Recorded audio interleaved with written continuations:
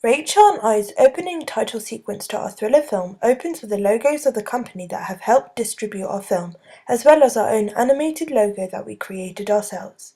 The aim of our personal logo was to immediately draw in the audience's attention through the eye-catching colours of red and black. These colours are often associated with the thriller genre, and we chose the name Night Blue Productions as it is appropriate for a company that predominantly produces thriller films. From the combination of these bold colours and the edgy title of our company, the audience can immediately recognise what type of film is about to be shown. The opening shot of our thriller film is a tracking shot. The shot follows the footsteps of a young girl as she runs into the woods. With this opening shot, we aim to create tension as well as set the scene. In this sense, we follow the conventions of a thriller film, as generally a thriller film will open with a shot that entices the audience so they will continue watching. Rachel and I aim to create a sense of realism in our thriller through the use of location and props. Our location was set on a campsite that we constructed ourselves. With the help of a few others, we were able to pitch 2 tents and create a campfire. This helped add to the realism of the scene as well as create an eerie atmosphere. The fact that our scene was set in the middle of the woods at night was slightly unconventional for a thriller film, which is usually set in a home, warehouse, or city. A major convention of thriller films is the creation of suspense. Rachel and I aim to develop this convention through the form of mise-en-scène, camera work, sound, and editing. The mise-en-scène played a large part in our thriller film. We aimed to create an eerie atmosphere through the use of the natural light of the campfire and red headlights, which acted as moonlight. We also adopted the style of film noir lighting by creating a silhouette as the antagonist approached the children's tent. Additionally, we used our location to our advantage by using the trees and branches to conceal the antagonist before she approaches.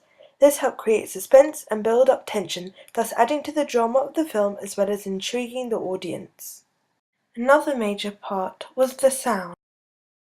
This was probably the most difficult aspect of filmmaking to master. We used a creepy rendition of the children's song Brahms' Lullaby. This helped intensify the atmosphere by adding to the eeriness of the scene as the music was parallel to the visuals on screen of the children going to bed. This creates tension as it relates to the thought that young children feel when they are scared before going to bed.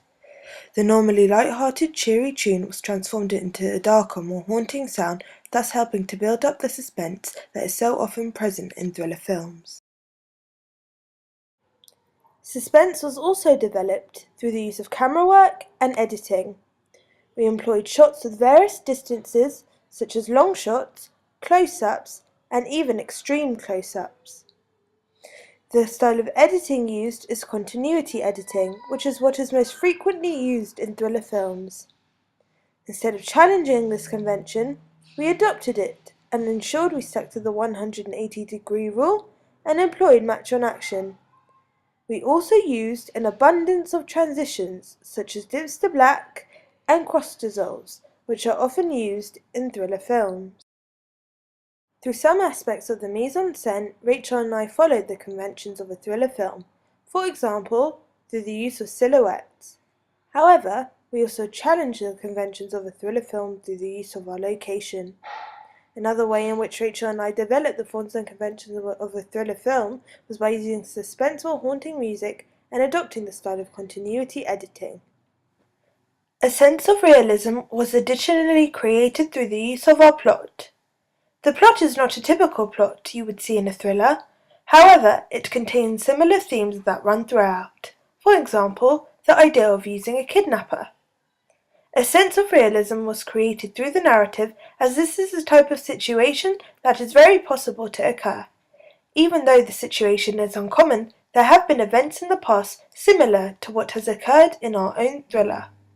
In the opening title sequence to our thriller film, Rachel and I challenged the conventions of a thriller, as typically, in the majority of thrillers, the victims are played by adults. However, in our thriller, the main subjects of focus are played by young children. In my opinion, I find children as objects of focus in thriller films more frightening than adults. We also challenged the conventions of a thriller through the way that the children were taken to be murdered. The antagonist uses chloroform to ensure the children fall unconscious. This is rather uncommon in thrillers and has only been used a handful of times. Even then, it has only been used by men.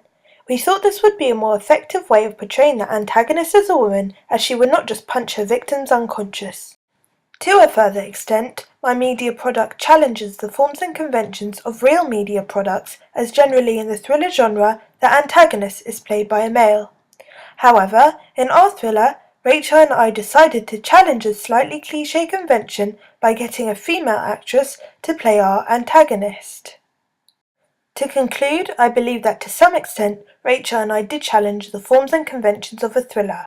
This was evident through the use of our narrative, characters, and location.